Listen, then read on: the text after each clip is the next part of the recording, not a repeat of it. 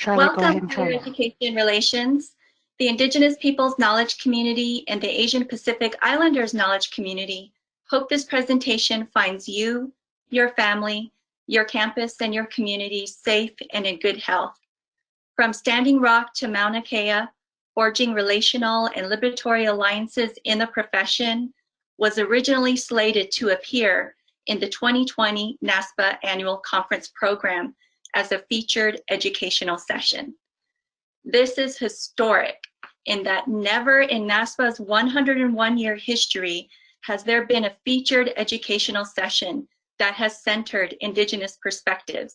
What is more, there has never been a featured educational session that has been wholly comprised of panelists who are Indigenous student affairs administrators. For this reason, we are honored that you, the audience, have chosen to join us today.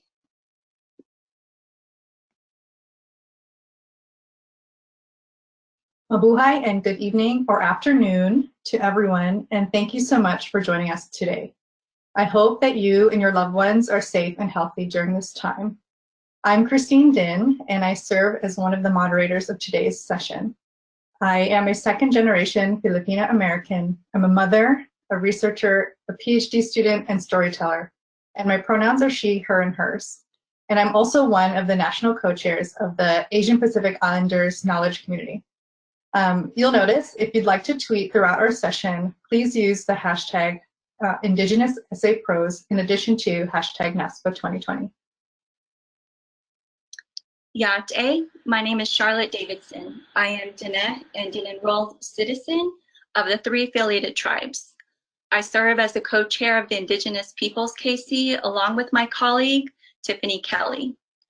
Before Kristine and I provide some context for this session and introduce the panelists, I would like to offer a humble, thus partial understanding of how Indigenous peoples conceptualize place.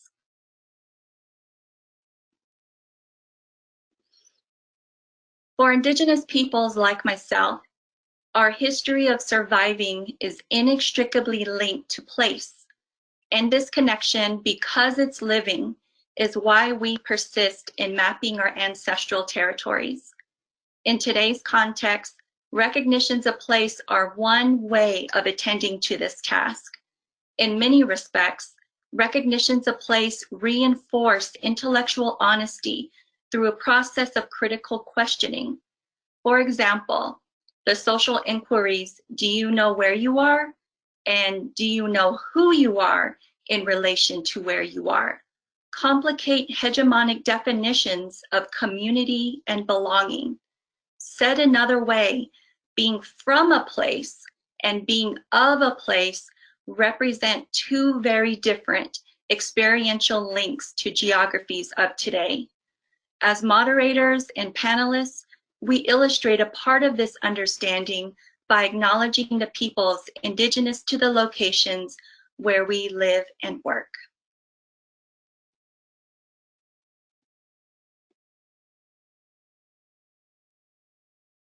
So how did we get here?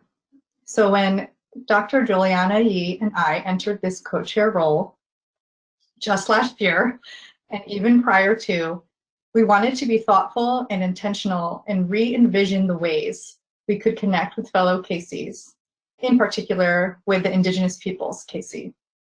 And throughout my involvement with NASPA, the KC, and in the field of higher ed in general, I know that I have experienced and have also witnessed immense challenges with creating space for and with Pacific Islander and Indigenous communities.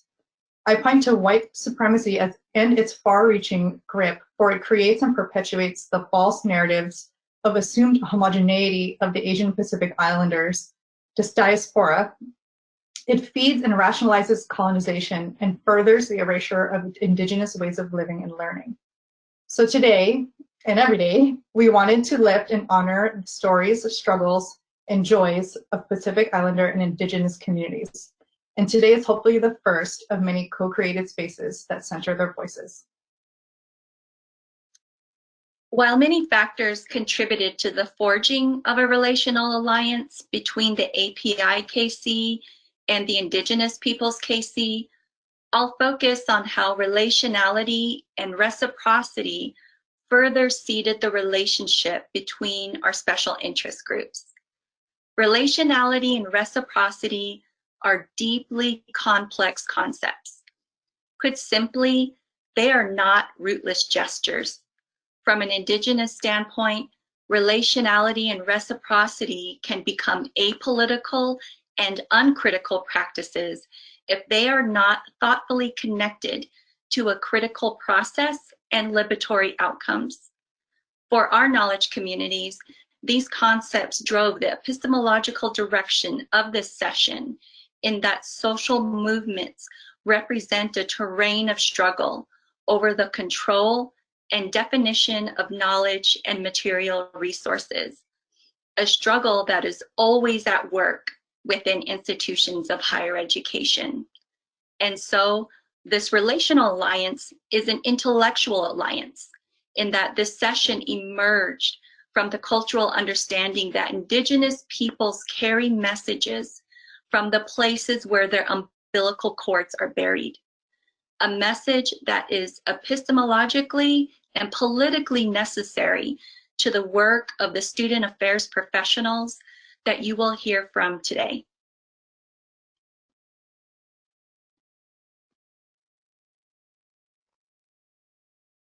Alito, hi everyone.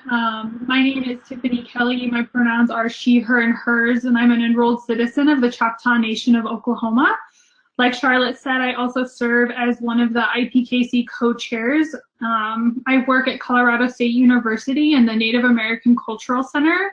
I'm also a first-generation student. I'm multiracial, and I also identify as a daughter, a sister, and an auntie to the best niece in the world.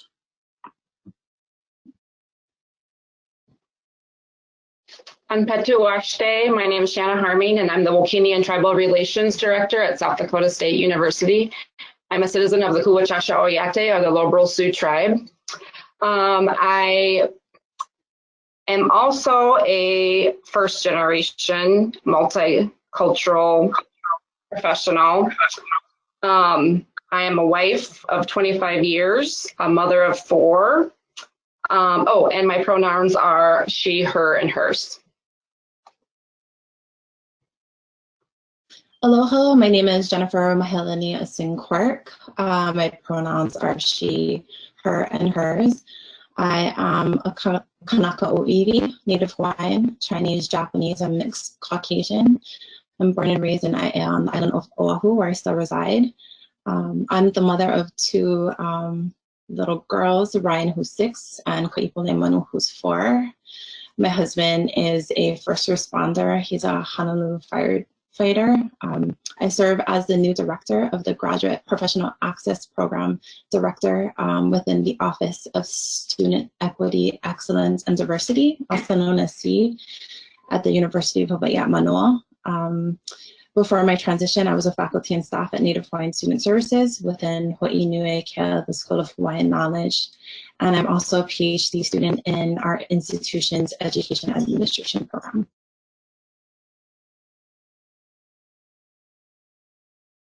Olelele everyone, my name is Asena Filihia, and I'm Tongan with roots in the Kingdom of Tonga in the South Pacific. On my mother's side, we are from the villages of Hongale'onga, Hawai, and Ma'ofanga, Tongatapu. On my father's side, the villages of Eitonga and Tongatapu, and then the villages of Tuanuku and Utui and Wawa'u. I go by she, her, and hers. I was born in the land of the Kauai, known today as Riverside, and raised in Moreno Valley, California. I currently reside in Chino Hills, California, and I currently, I'm married to Biliame Filihia, and together we have 3 love letters to the world. Our son, Sione Filihia, 16, Diana is 7, and our daughter who's 14, her name is Victoria. I'm a first generation everything, a college student, student affairs professional, and currently applying to graduate school. I am also the assistant director at the Asian American Resource Center at Pomona College in the Claremont College Consortium located in Claremont, California, also Tongva land.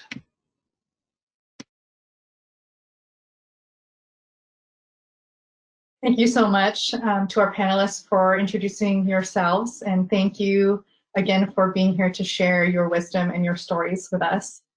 For our first question, can you please describe how social movements have shown up in your work as student affairs administrators? Asena, we will begin with you. Mahalo pito, Kristine, for the question. For me, as a Tongan Pacific Islander woman, when we're born to our families, we each understand that we have what's called a whatongia, a role, a responsibility that is ours, be it in our families, in the community, or in the world. To carry it out, to carry it forward, it's considered a tapwaki, a blessing. And so social movements, and more specifically, indigenous social movements, have shaped the way I understand my personal whatongia or responsibility in the world, but also as a student affairs administrator. Dr. Filihia Ofa, Tongan scholar and theorist, discussed how we as Pacific Islanders are not just people from islands in the vast sea, insinuating distance, isolation, and or insignificance, but that we are a sea of islands, challenging us to see ourselves from the sea as much as we are from the island landmasses in the Pacific. This was vital to read and understand as a young, blossoming Tongan woman growing up away from Tonga, as it reminded me that as much as I am Tongan, it is also to understand myself in relation to. His reminder of the sea not being something that separates us, but that it unites us. So in that understanding, it has impressed upon me the importance of relational understanding, being a part of my role as a Tongan Pacific Islander, but then also understanding my role and my place to understand other indigenous peoples. And so social movements such as Standing Rocks, No Dapo, Water is Life, Mauna Kea, and protecting the sacred mountain. If you look to Ihu Matao in Aotearoa to protect and conserve the whenua, I don't know more in Canada, sea level rising, global warming. Across the world, all of these social movements have grounded and really impacted the way that I see myself and ultimately the way that I uplift and support Indigenous voices and center Indigenous experiences. Recognizing that the experiences of many Indigenous people in the academies are often in the margins. And so recognizing my place to impact the way that students that I work with understand settler colonialism. And as such, being able to truly see that the work that I do is connected to those larger movements. Social movements that center Indigenous voices, even if physically students can't go to those places, but that in acknowledging their local place, and specifically here, local nation is that we are located on Tonga land. It is a way that students are able to connect locally to regional social movements than like Standing Rock and Mauna Kea. So in them recognizing their own understanding of what settler colonialism is, and then ultimately their responsibilities as settlers, and even myself as a native settler in this place, to acknowledge my whatongia and being able to uplift and support. So be that in programming or in truly acknowledging that we have access to resources and to spaces to support the movements. And much like Dr. Ha'ofa theorized, that these waters, as much as some may think that it separates us, but that it truly unites us. And so ultimately it goes back to this understanding of whatongia, of responsibility, and ultimately, again, to be able to carry it out with it being a blessing.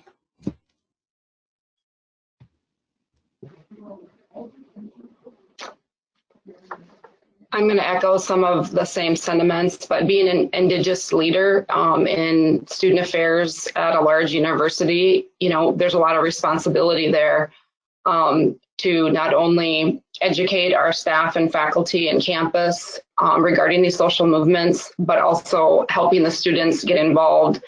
And that's what a lot of the social movements do, is they prompt our students to want to help. So in the case of Standing Rock, of course, we are situated very close to that social movement and to the camps. And there were students who, felt that call from their elders, felt that responsibility to go. Some tribal college students that I know ended up quitting school or stopping out to go to camp and camp for a very long time. Because they felt that there was a responsibility, and they heard the call from the elders, and they knew that they were the ones that was their generation's responsibility. And, you know, we have to respect that and support them. The students that chose not to go to Standing Rock, of course, continue to want to be involved. And so that prompted fundraising efforts. We included a session during a summit called Consider the Century regarding American Indian history and honoring those of today and looking towards the future. We did a session again to educate our staff and faculty. And then those students who, you know, our students vary where they come from. Some of them are very connected with their culture and some of them are not. And so there's a hunger there for our students to gain that knowledge and that culture and to understand their relationship with, again, the No DAPL movement and being a water protector and what that means. And so, again, there's a lot of responsibility to help those students and take them where they're at and help them get to where they want to be. As far as other social movements, we now have an Indigenizing Spaces conference put on by our American Indian Studies. We have one each semester. And last year we used the Me Too movement. So we took a social movement that was happening in common contemporary culture and we indigenized it. So we took that lens of our Indigenous perspective and we spoke about the missing and murdered Indigenous women through the Me Too movement. And so we captured what was going on contemporary and had a spotlight on what was happening in our tribal communities and to our Indigenous relatives. And so again, a lot of our campus community had no idea about that movement, and our students really want to get involved. And so they have a beading circle. And so with, again, the murdered and missing Indigenous women, they wanted to orient their beading around that movement, that social movement, so that they could, again, feel like they were doing something and had a hand in, you know, advocating and getting the message out. And so, again, there's different movements and those are pretty serious, but another movement that's been going on is the traditional food sovereignty movement. And again, the education piece is so big on our campus, but those types of movements and educating and getting involved with them has really impacted our students' career and majors choices. And so we have students going into wildlife biology and ecology and these things because of those movements, and they feel so strongly. South Dakota State University is a huge ag school, you know, in agriculture, but instead of, you know, wanting to farm the land, our students really feel the call to protect the land and protect the water.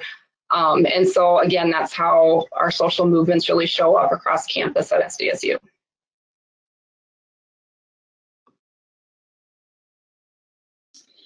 For me, being a Kanaka, it's a great honor and kuleana, both an obligation and privilege, to serve my community on the front line, formerly as a social worker and now as a student affairs professional. This work is a calling that I sought out and am privileged to answer.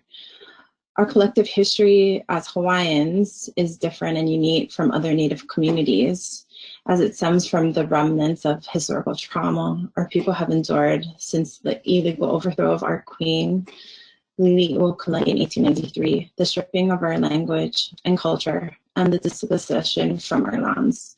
Our past has made us utterly foreigners in our own homeland. This trauma, unconsciously passed down generation after generation, has shaped the ways we live our lives, see ourselves, raise our children, and internalize our positions in society and the world. My kumu, Mauna Kea and Anakala Richard Likeke Kulinoan described it as an eha, a hurt in our na'au, or gut, that we have always felt but could never truly articulate or comprehend. These are the invisible wounds we Kanaka, like our Indigenous relations, help hide and bear every day. American occupation and capitalism have been successful in ensuring Native Hawaiian oppression in Hawaii, our significantly high rate of health disparities, low educational attainment statistics, wanting home ownership figures, and soaring incarceration and recidivism here and abroad illustrates this. It's from this lens and prior experience in human services and mental health sector that approach my work in student affairs. Our work at Native Hawaiian Student Services was unique because everything we did, every program, event, workshop, down to our mere existence within the institution, has been a part of a larger social movement. It is wahui work for the Hawaiian Nation, work for our people. Work that for me is sacred. It's about building our nation, building our capacity, making space, creating ways for our keiki, our children, our people to have access to inui'kea, knowledge, cultural and Western, to have opportunities to develop skills and create networks to assist them in securing professional work that would provide a livable wage, helping them to navigate higher education, a system that was not built for us, or them for that matter, talking with them when they struggle to pass the same class on the second or third time try, being there to assist them when they're in jeopardy of losing their financial aid or can't figure out how to pay for next semester's tuition, supporting them to find balance in their lives when they have to help care for younger siblings, parents, and other family members while they work and pursue academia, walking them over to the counseling center and sitting with them for their first appointment, being able to be dynamic to give them the love and understanding when they need it, but also knowing when to give them the tough love, get it together talk. All at the same time, doing our best to provide students with opportunities to reconnect to themselves as Kanaka, to one another, and to the Aina, the land who feeds us. For our students, we are their first responders. So for us, Mauna Kea and the fight to protect her is just another part of a bigger social movement we have been working through for generations.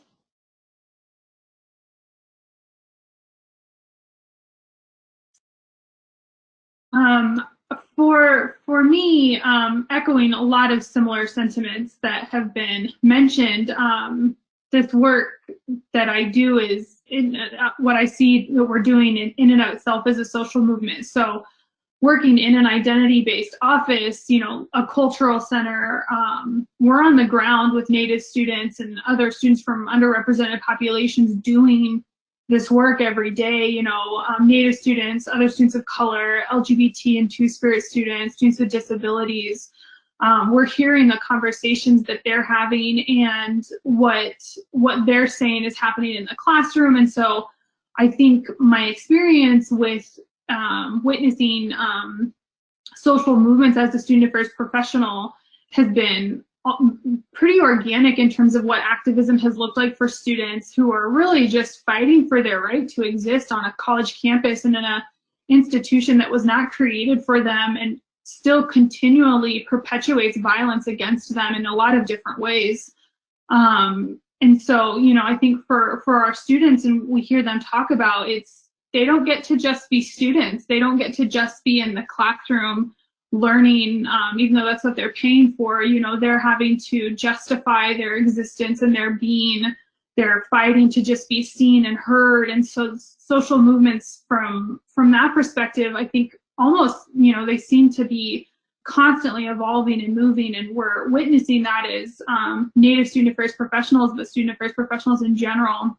And I think for Native students, what I've really seen is, you know, they're moving in two worlds. They're really trying to exist as Indigenous people with their knowledge and their traditions and their practices, and be in an establishment that wasn't created for them.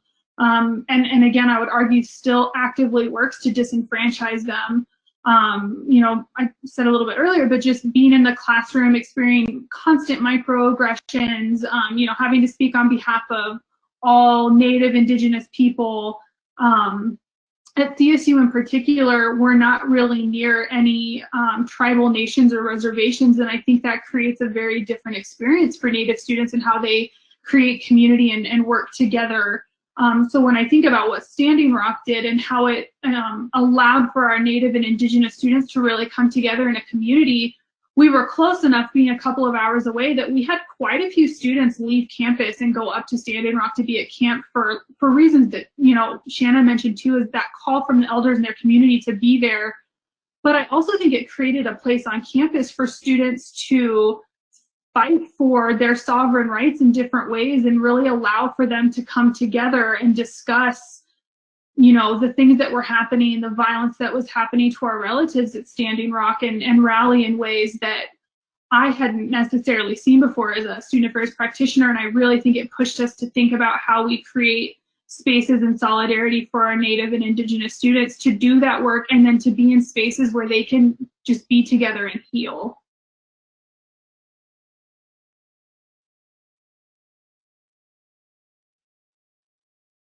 Thank you, Tiffani. Okay, so it is clear that we need to critically rethink what education and development means for Indigenous students in higher education. To explore this more deeply, I'd like each of the panelists to respond to the following question. How do the lived experiences from the political struggles discussed complicate dominant understandings of student development? Shana, let's begin with your perspective. I'm going to echo just a little bit of what Tiffani just said, but these social movements and the political struggles, you know, with social media, they really create visibility for a lot of our Indigenous students and our movements fighting for our rights, where in the past, you know, or our students still feel invisible, but when these things come to fruition and there's over social media and there's a lot of, you know, talk across not only Indigenous nations, but across the world, really, with Standing Rock, it creates visibility. But then what happens is our non-Indigenous staff and faculty really underestimate, or they're completely oblivious how these social movements really impact our students. They impact them emotionally and spiritually. They can be very stressful when, you know, other people who don't understand minimize it, or there's always like a flip side to it where somehow we always end up being the villains because we're trying to advocate for our rights. And, you know, now all of a sudden we're radicals and we're rebels and we're rioting and things like that. And trying to navigate those conversations and those attitudes can be stressful on campus as well. And so, you know, we all come with our historical trauma, which was talked about earlier. And when these political and social struggles show up, not only do our students then have to navigate all of those, but with the continued microaggressions and overt racism, and again, like the spotlight on our students to speak for all Indigenous people, you know, that is a lot. That is a lot on our students' shoulders, and our non-Indigenous staff and faculty don't get it. And so that's one of the complications that happens on our campus. And so again, you know, going back to trying to educate them, but it's kind of, it's on the fly, because by the time we get to the education portion, you know, we're already knee deep in what's happening. And so it can have both a positive and a negative effect, because again, you know, what some of the other panelists and Tiffani had said, you really see that solidarity. You see our students coming together, and even non-Indigenous students and some other folks coming together to educate, to stand, to, you know, take space with that social movement. And that's beautiful. And, you know, it really gives our students, again, some visibility and a spotlight, and it gives them purpose. It feels like that they can do something. It feels like their voices are heard when people come together. You know, I think the understanding that we're stronger together is, you know, definitely heard and very important in the social movements. But again, really minimize, you know, people don't get it. And, you know, these things become emotional. And when you have a student who is very emotional, or, you know, to the point where they feel like they have to leave school, that they can be looked down upon and, you know, told they're making the wrong decision and, you know, things like that. And again, our students, again, are caught between two worlds, their academic world and responsibilities, but then what their responsibility is as an Indigenous person, you know, being called to stand with our elders, to stand for what's right, to stand up to oppression. And no matter how old you are, those things are difficult.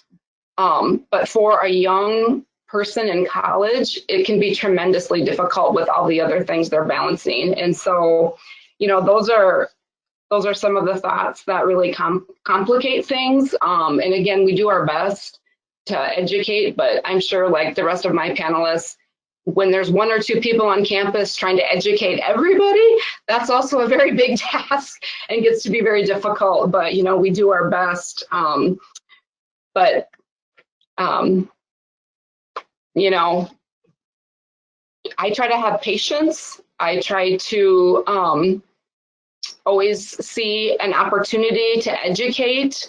You know, I try to come to these conversations with a good heart because, you know, non-Indigenous people can be delicate when you try to explain things or really show like what they're thinking is really not what's happening. You know, you hurt feelings, but, you know, we're not here to pamper people. We're here to educate, and you can't grow as a human being without, you know, some hurt or some pain. You know, it's growing pains. Those things can be painful. And so, you know, we do our best, and we, again, come with a good place, but, you know, educating others and advocating and you know, taking space with our students can be very difficult, but that's what we do. Like, I think it was said before, but, you know, these are not our jobs. This is our life. This is our passion, and this is what we're here to do. And so we do it.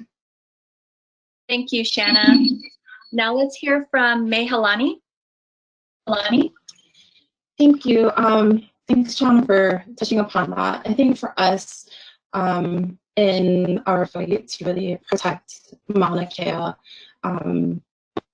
social media was really, I think, integral in mobilizing some of the action on campus. I remember when I was a new professional in 2013, I probably was on the job for just about a year, and I had my first exposure onto some of that. And one of our graduate students, inui'kea, created a mural with support from Hawaiian and non-Hawaiian faculty, staff, and students and community members who had come to paint a mural that really just depicted Mauna Kea's cosmological connection between our gods, our akua, our aina, our land, and kanaka, our man. And on the side of the mural, there was a message of protest that challenged the university and basically said that Hawaii, you know, UH can't be a Hawaiian place of learning while leading the desecration of Mauna Kea, and called Mauna Kea to be, called the institution to be accountable and to stand and to stop the desecration and the construction of the 30 meters telescope. And I think for me, you know, it was shocking how quickly the institution had reacted, because the mural was completed on a Sunday afternoon. The following Monday morning, the message of protest was painted over with a hashtag of saying, you know, highlighting the arts festival. And the muralists and organizers, Haley and her team, along with some of our faculty at Native Hawaiian Student Services, Inima Long, had organized within 24 hours, and hundreds of staff, faculty, students, as well as community members came and, you know, in support, you know, and really called out on the university.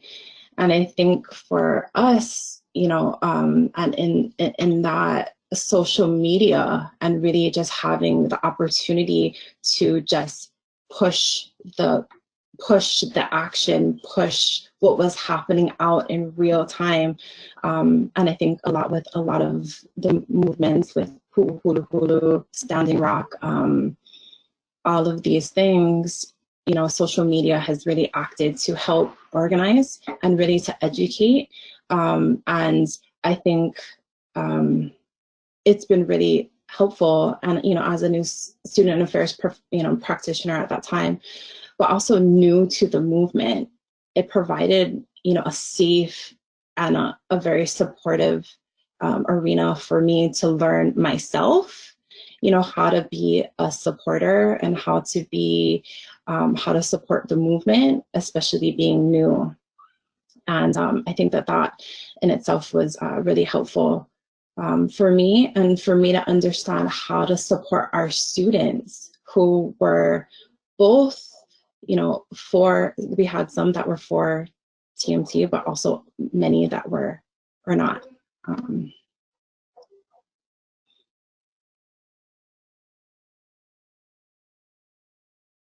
All right, thank you, Mahia. Tiffani, what are your thoughts?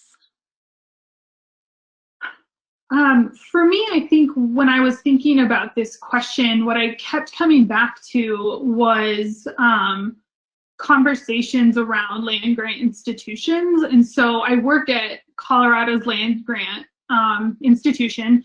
And so what I was really thinking about is, you know, complicating the narrative around land grants, and how when we talk about land grant institutions in higher education, it's always followed up with, yay, access for everybody, what a great story. And I think what happens then in particular is the continued invisibilization and displacement of Indigenous communities.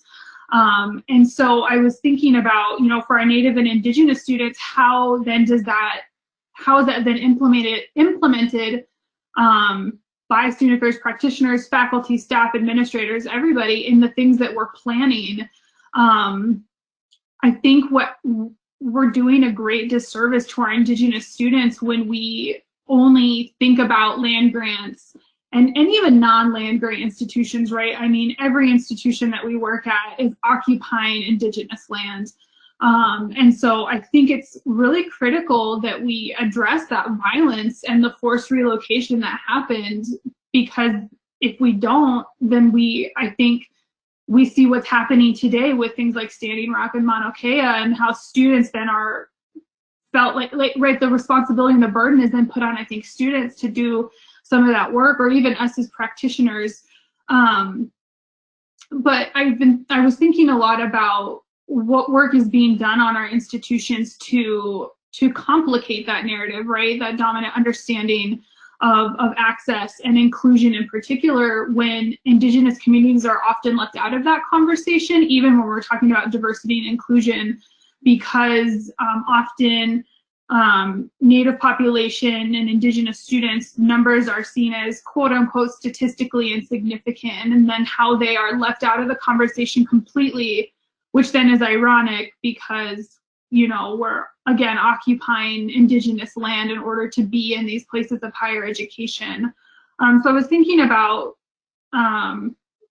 you know, student development, looking what would that look like differently, and how do we, you know, how are we complicating that and pushing back, and recognizing Native students have a sovereign right to education, particularly, you know, Native American students and the political status that they hold.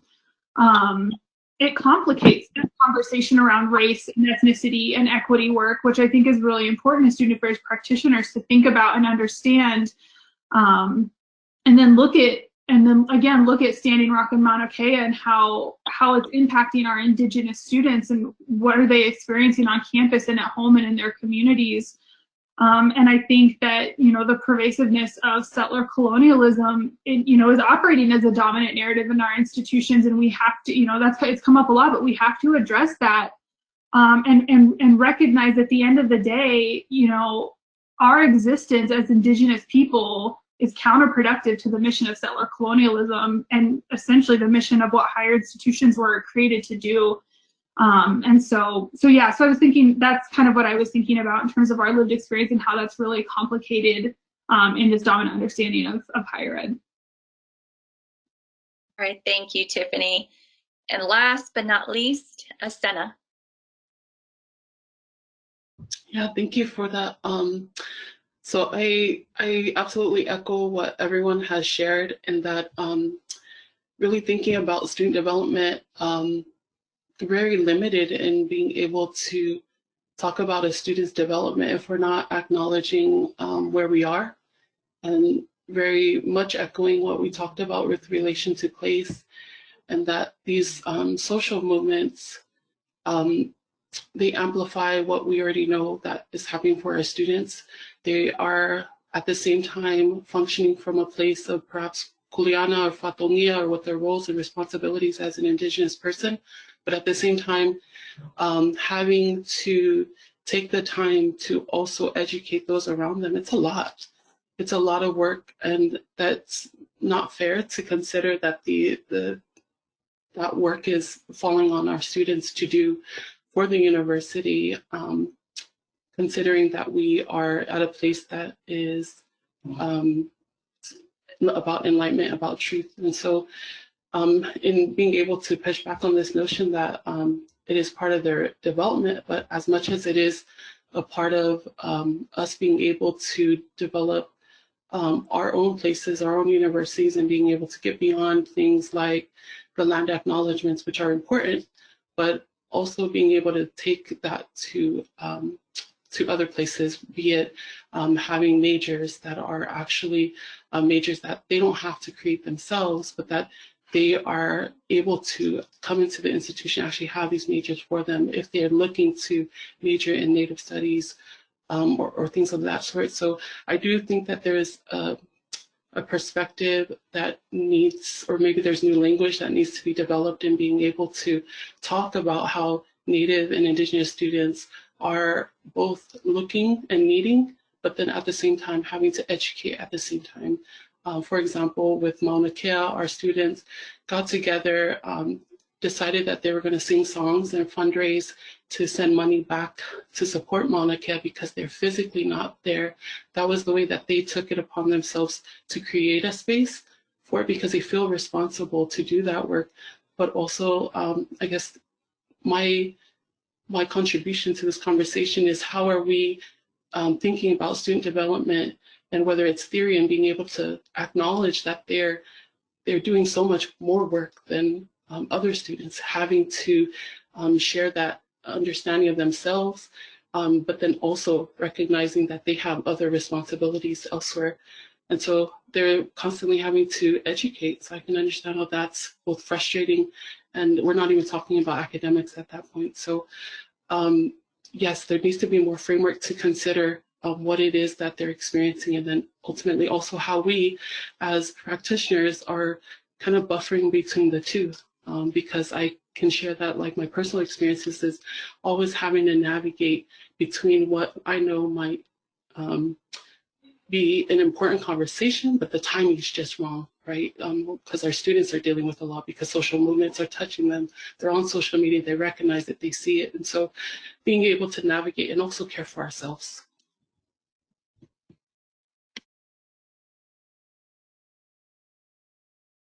Thank you, Asena.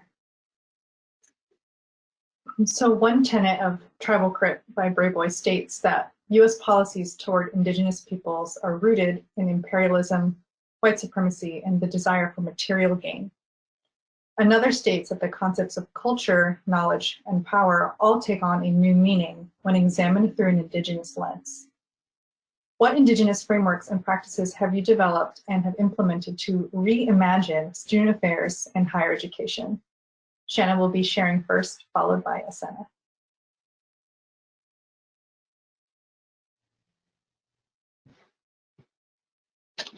Thank you. So South Dakota State University is South Dakota's land grant institution. So as Tiffani was just educating us on what that means, but it really, the mission of land grants are to provide access to education to all. And so our current president, President Dunn, who is an enrolled member of the Rosebud Sioux tribe, he really took that to another level. And so he launched his Wokini initiative, and Wokini means a new beginning in Lakota. And so that new beginning is having a focus on recruitment and retention of our Indigenous students to make our what was invisible student population visible. And he acknowledged that a lot of the land that was gifted to South Dakota State University was previously promised to the Lakota and Dakota peoples in the Fort Laramie Treaty. And a lot of the lands were once known as the Great Sioux Reservation. And so he's acknowledged that. And what President Dunn did is he reallocated our funds, our land grant funds. So all of those funds go to supporting American Indian students on our campus. And so I'm the Wokini and Tribal Relations Director, and so I head up that initiative. The other components that President Dunn wanted for that initiative was we now have a fundraising campaign platform with the Wokini initiative. So we fundraise, and so we have Wokini scholarships. So we're able to provide scholarships for enrolled citizens of tribes from South Dakota, which we had not done that before, and South Dakota had no such scholarships in place.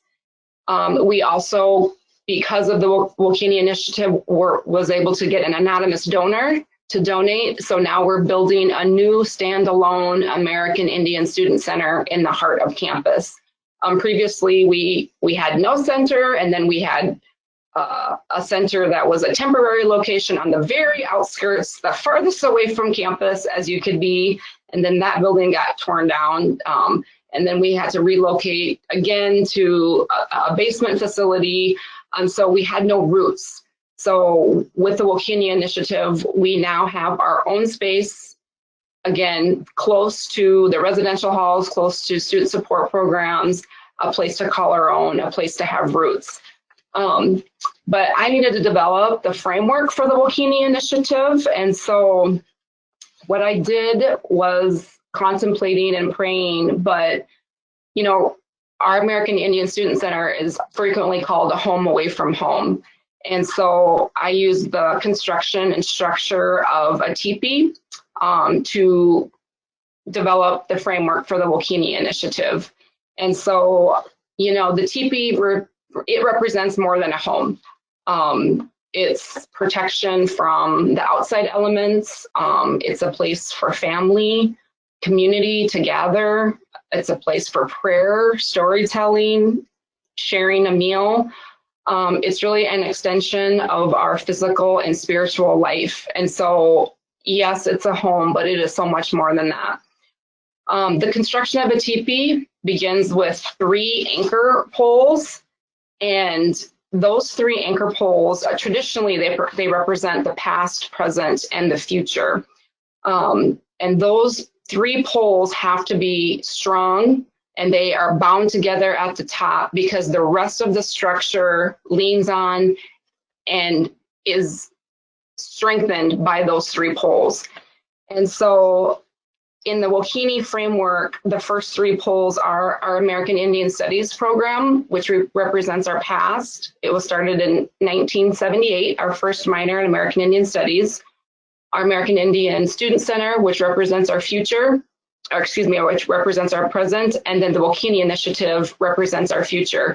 And all of us staff and faculty working in those departments, we have collaborated, and all of our goals are now one. We all work towards the Wokini initiative, which is our collaborative and holistic framework for supporting Indigenous students and Indigenous nation building.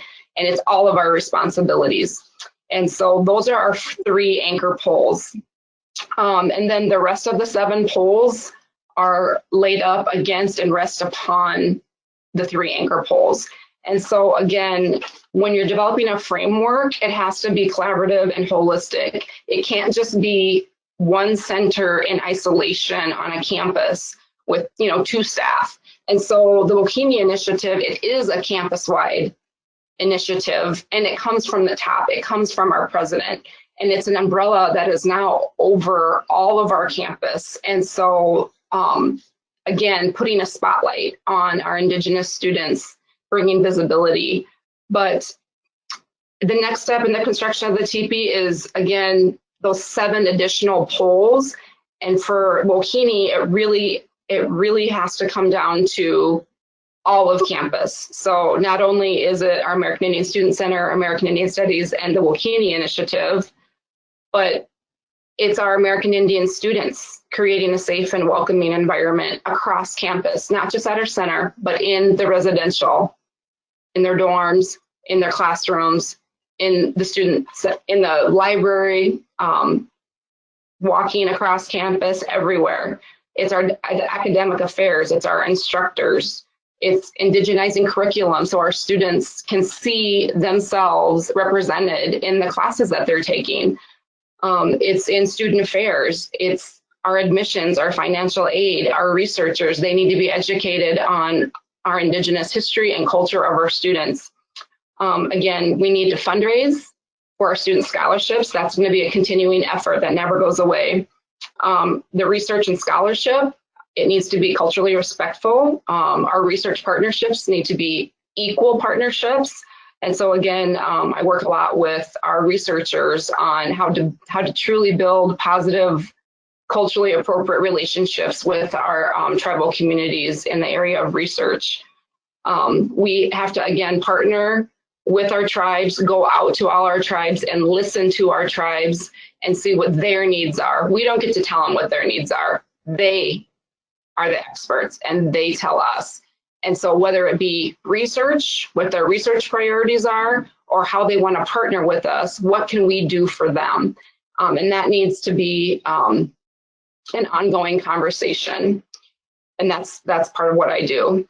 And then we need leadership for this initiative. And so we have the President's Wokini Advisory Council, which has representatives. We invited all the tribal presidents or chairmen to be on this council. We invited all the tribal education directors to be on the council and all the presidents of our tribal colleges and universities. And then we have 2 at-large members.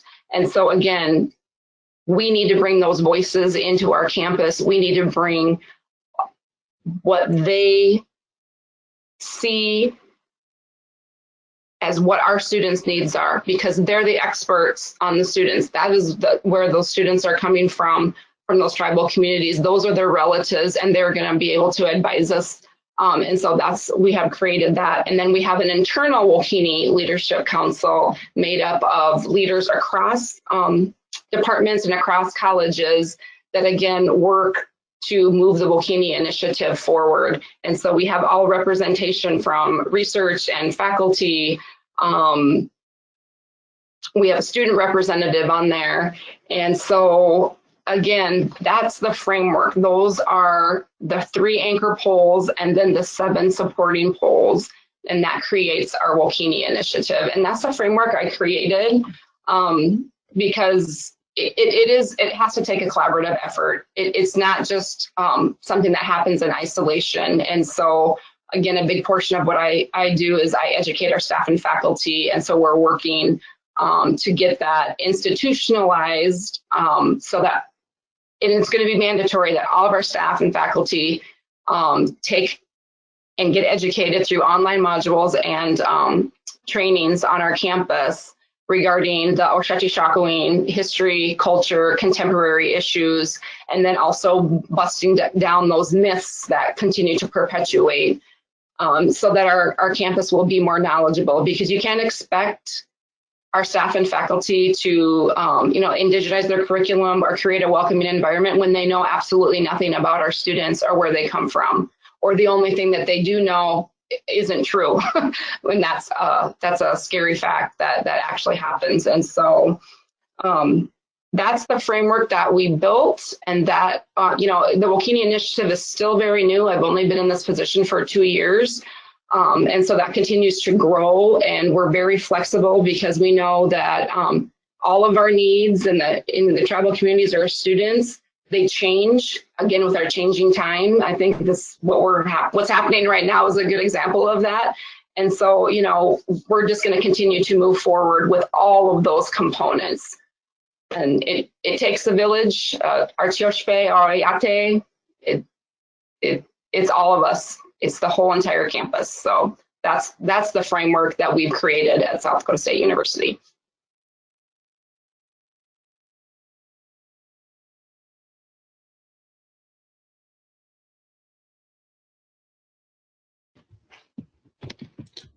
Okay, thank you. Thank you, Shana.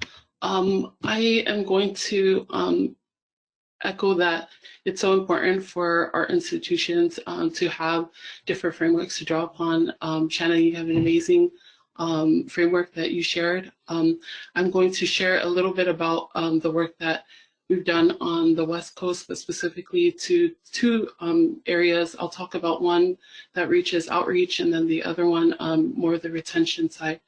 With regard to outreach, as part of a program at UCLA that worked with community college students. And one thing that you know about California education is that many of our Indigenous, Native PI students are at the community college. And so part of the work that I was doing there was working with UCLA Center for Community College Partnerships and being able to host summer programs that would bring on campus students that were first generation low income, that really were from these underrepresented communities, and being able to expose them to what it can look like in terms of being able to have opportunities to do research, and specifically research that comes from and with their own communities. And so what I was able to do at that time, with the support of the director at the time, we were able to build a program that focused directly on Native and PI students to bring them to campus and to really expose them to what an Indigenous identity can look like, and just to like reawaken within them if they didn't know that they have opportunities to do this kind of work, and if they're looking to go back to school and or to major, that this would be potentially something that they can explore. Part of what we did there and why it was important is because we were able to work collaboratively across campus to host that space, but at the same time be able to engage local community and being able to build relationships and rapport, so that students understood and always knew that this is a program that they can share and that they can be a part of. And what we also did was also bring in local community members as a part of that. And again, part of this effort is recognizing, like Shana said, that this is really a collaborative. Part of that work was really focused on our outreach. When it comes to retention, and some of the work that I've been doing more recently is really looking at how we know what we know and being able to tap into other ways that our students may be familiar with and being able to expound upon it. So for example, Tongans have this understanding of wealth. We have these specific things called koloa, and one of those things is also known as ngatu. And so they're mulberry, it's made from the mulberry tree, but it's made from hiapo. And basically this comes from a plant that's, the outer bark is taken away, and you're basically soaking it, and then you beat it out to the point of where it's basically like paper. And from there, they paste these pieces together and being able to have what will eventually be a ngatu. And so those ngatus are known across the Pacific nations. You have Hawaiian who have kapa, Samoans call it siapo, Tongans we call it ngatu. Fijians, they have a form of masi. We all have this understanding of what our koloa is in our island nations, and being able to tap back into that understanding of who we are as Pacific Islanders, and being able to build upon that notion that these pieces are from the land, soaked in our waters, but also gifted, because they're not meant to be kept. They're meant to be gifted as a way of recognizing our relationships with one another. And so being able to build a program in collaboration with so many people, our Native partners, our folks at UCLA, we were able to create a program where we now take those types of workshops and being able to reconnect how Indigenous people, and specifically how Pacific Islanders, are able to tap back into those ways of knowing and those ways of being. And so really exploring and using that framework to think about now their role in higher education and their role in being able to understand that these are from what they already know, this ancestral knowledge that they've always had, but being able to now take that and applying that to now what can we do with this understanding of our gifts, our knowledge, and being able to build that understanding of reciprocity while they're building really their confidence, because that's what we're talking about. We're really talking about their own understanding of self and being able to have the confidence enough in them to be able to be in these spaces, which I could share. I brought my mother into different spaces, and she's been able to talk about the ways that she gives. And from that, I can share that students have connected with her, but I think that's because of the elder knowledge that they're missing. But then at the same time, what my mother takes from that place is she tells me it's medicine for her, because then she draws from that something that is beyond what I've read at this point in student development, but more of like medicine that's needed both ways at this point. So in reflecting on student affairs and being able to really shift the way that higher education sees us, and being able to really imagine and reimagine those spaces for ourselves and with our elders and our kupuna, really like our wisdom keepers. Thank you, Asena. Okay, so as we've been learning, many colleges and universities, they are not neutral education spaces. Yet many Indigenous student affairs administrators like yourself choose to participate in these arenas and do so through the development of a politically distinct voice and a decolonizing vision of leadership. More often than not, this kind of Indigenous presence disrupts epistemologies that privilege a colonial understanding of educational participation. This leads me to ask, to what extent are Indigenous thought and practices limited within higher education broadly and within student affairs specifically? Mahealani, let's begin with your insights. Thanks, Charlotte. For me, the Mauna really has become a critical tipping point for our community. It's been able to achieve something that no other Hawaiian movement has been able to do before, which has really grown into a unifying cause for all Hawaiians and allies alike across our occupied state and moreover the world. This movement to protect it has created a space for people to learn and build community, empower, and find voice. It's been transformative because it's mobilized people who have never seen themselves in the movement before for anything from any water, lands, or sovereignty movements. And I think it's really produced an opportunity for our community, not just in higher ed, but across our Pai'aina, to create a collective pride and mana and power in being Hawaiian. I wanted to touch on 3 movements, but I'm going to pare it down because I know we're short on time. But 2 that really came out of our larger movement to protect Mauna Kea. The first one was Pu'uhuluhulu University, that really had emerged as a pushback against the University of Hawaii's 2011-2015 strategic value of being a Hawaiian place of learning. What Pu'uhuluhulu did was make education free and an open space for all, not just for Hawaiians, but for everyone to learn and to share knowledge. And it's been a transformative place where university professors, Hawaiian and non-native, cultural practitioners, community members, and other allies teach about Hawaiian language, medicinal practices, and protocol.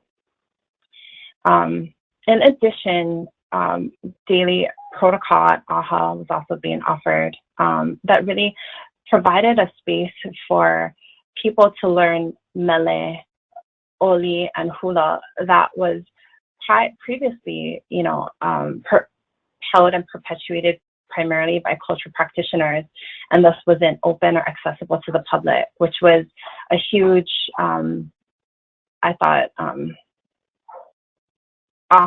awesome, thing that really happens as a part of the larger movement. And then because the other thing that I think that this movement really did was it helped us reconnect to our ike kupuna, our ancestral knowledge, which in turn helped empower and mobilize our community to stand for other struggles that are currently going on in Hawaii right now, from the construction of the wind farms in Kohuku to standing against the disturbance for iwi kupuna in Waimanalo and the construction of another telescope atop Haleakala. I think kapu aloha is another thing that I'm sure a lot of people have, really heard about, but really connecting back to our ancestral knowledge and this whole idea of reciprocity, and our commitment to the collective superseding individual desires and really shifting, this idea of the individual to a concern for the group, which can really inspire a movement. And I think right now, I would contend that kapu aloha can really help us as we stare this global COVID-19 pandemic in the face, really trying to think about how do we think about and consider each other.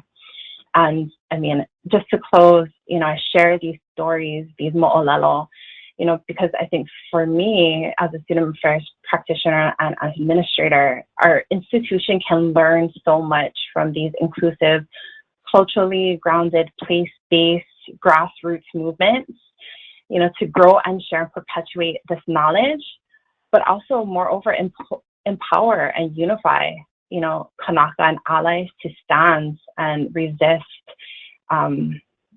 hegemony and Hawaiian dispossession. Thank you. Thank you. Tiffani? Yeah, I will also try to make mine brief because I know we're coming up on time, but I wanted to start with this quote that came from a report from High Country News that came out just this week that did an extensive look at land grab institutions, as they call it. I would highly recommend people check it out. But an assistant professor at the University of British Columbia, Sharon Stein, said, there would be no higher education as we know it in the United States without the original and ongoing colonization of indigenous peoples and lands, just like there would be no United States. There is no moment or time or place or institution that is not deeply entangled with the violence of colonialism. And I think when I think about those limitations in higher education, I think that's a critical place that we all have to start thinking about as practitioners is, how are we including indigenous knowledge and practices in our work? Is it an afterthought? Is it just a trendy add-on like a land acknowledgement in our email signatures? Or are we actually doing land-based work and decolonial work that's disrupting these systems? And I came up with just a couple of examples, and I'll just quickly go through them. But I think as professionals, student affairs professionals and administrators, we've got to be thinking about funding. How are campuses structurally and programmatically funding indigenous-based practices and programs? I think oftentimes indigenous students and native students are lumped into multicultural programming or a multicultural office, and I think they get lost and they get forgotten. And so our institutions like SDSU and other places putting money behind these programs. I think about recruitment and retention. Recruitment practices, I think, have to look different. Like we talked about, are we thinking holistically about Native students and Indigenous students in these practices? Because you think about higher education, and education was used as a tool of genocide. And so the recruitment can't look the same when we're working with tribal communities. And then on the flip side, what does retention look like? We know we're losing Indigenous students at a high rate. And so when we're limiting our experience and our knowledge around Indigenous communities, we're doing a disservice to our Indigenous students. And then leadership programs. How are we thinking about leadership development and programs from not just an individualistic perspective, which I think oftentimes leadership models and development is focused on the individual, and that's just not how our communities function, and that's not what our students are thinking about. They're thinking about their families and their communities, and I think you've heard that throughout, and how students have seen themselves and felt themselves in these social movements because they're deeply tied to these communities and the land. And then lastly, I was thinking about Native faculty and staff. How are we hiring Native faculty and staff? Are we, and Indigenous faculty and staff, are we just hiring them specifically for Native positions or Indigenous positions, or are we hiring them across the board and valuing the perspectives that they're bringing so that it's not tokenizing? And on the flip side, stop hiring non-Indigenous folks to do Indigenous work, because that continuously happens, particularly I think in the classroom, and our Indigenous students are then experiencing the hurt and the pain from that. So I know that was super brief, and I apologize. I was trying to get through some of my notes, so I'll stop there. All right, thank you, Tiffani. Before moving on to the last two slides of this webinar, Tiffani, Asena, Mahealani will share some brief updates in relation to Standing Rock and Mauna Kea. Tiffani, we'll begin with you. Yeah, so really great news coming out just this last week about Standing Rock, that a federal judge ruled the U.S. Army Corps of Engineers did violate the National Environmental Policy Act by approving federal permits for DAPL, the Dakota Access Pipeline. So this was really exciting. This, the tribe, this is what, they had been legally challenging this federal permit and trying to shut down DAPL until there had been a full-fledged environmental analysis. So, the Standing Rock Sioux tribal chairman, Mike Faith, said that, quote, "After years of commitment to defending our water and earth, we welcome this news as a significant legal win." And so that's really great news. And I think really critical, definitely not the end of this work. There's still a lot of work to be done, and the water protectors are still fighting across this nation and across Turtle Island to do this work, honestly. And then, yeah, I'll stop there because I want to save some time. And I'll give the updates for Mauna Kea, and just acknowledging that with the whole COVID-19, there has been the Royal Order of Kamehameha Ali'i Paul Nevis has shared that due to the continuing threat of COVID-19, they are asking for supporters to just remain at home and just to remain healthy because of what's happening. But that said, also wanting to acknowledge that that they have been successful with keeping any construction from happening on the Mauna, and being able to also just stay up to date with what's happening from here on out via the Facebook Pu'uhonua or Pu'uhuluhulu Mauna Kea page, or also reaching out to the website at www.pu'uhuluhulu.com, which updates will be given on both platforms.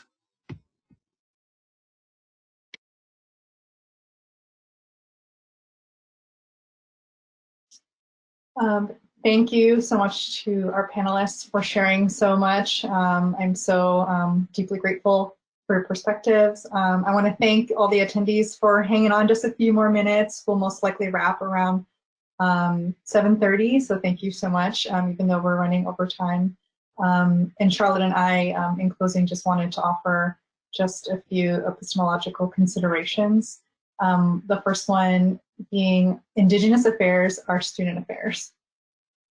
I'd like to think that the statement speaks for itself, but in thinking back to one of the questions that we posed earlier to the panelists, asking them to reimagine student affairs in higher ed, I pose the question to myself and all of us, how can we as a community of practitioners and scholars confront and challenge the ways neocolonialism, settler colonialism, and capitalism show up in student affairs, whether it be through institutional policies and practices down to our individual interactions with students and colleagues, but rather provide and create and hold space for and with Indigenous students, staff, and faculty that have a clear focus on decolonization and liberation to then fundamentally change the way we approach student affairs, both in theory and in practice. Okay, so for the next epistemological consideration is to unmute place in the profession. To unmute place in the profession is to amplify the agency and voice of Indigenous peoples in higher education. In a post in loco parentis, or in lieu of the parent profession, this means understanding the development and education experiences of Indigenous peoples as being historically rooted to an in loco terra locus, or in lieu of place, worldview. This is to say that our identities are connected with, dependent on, and determined by our umbilical connections with place. Institutions of higher education need to re-examine how they are wittingly or unwittingly creating structures and conditions that violently estrange Indigenous peoples from who they are and where they are of.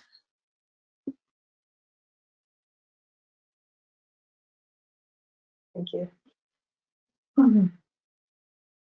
For our third consideration, the next 101 years.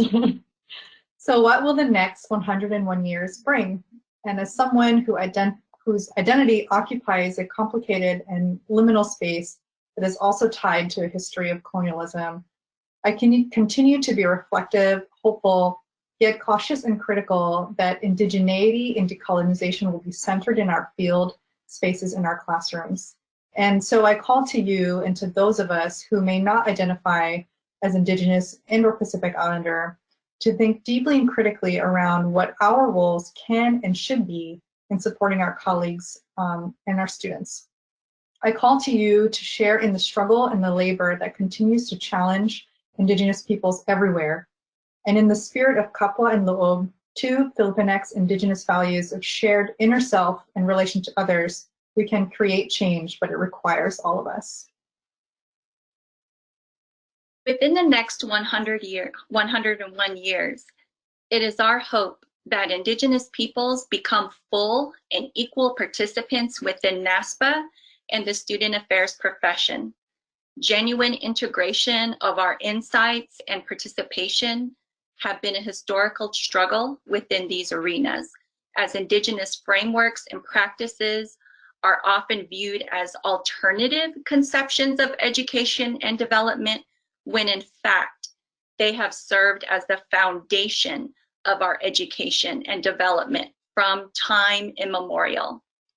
We call upon our NASPA and student affairs relations to critically attend to the structural relationship between settler colonialism and higher education as a way to bring about a fundamental epistemological shift in how Indigenous peoples are seen, heard, understood, and engaged.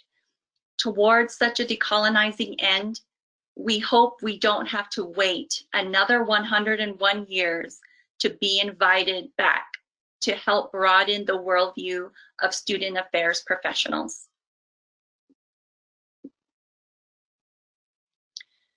At this time, we would like to express our gratitude to you, the audience, in our respective languages.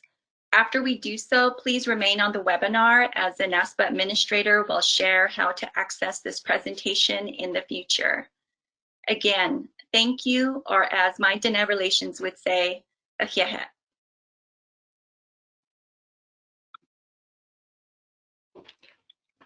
Malo pito. Mahalo nui. Maraming salamat po. Pilamia. Yakoke. Thank you. Before closing, I want to say thank you to today's speakers for the engaging, insightful conversation, and thank you all for who took the time to join us today. Please be safe and be well.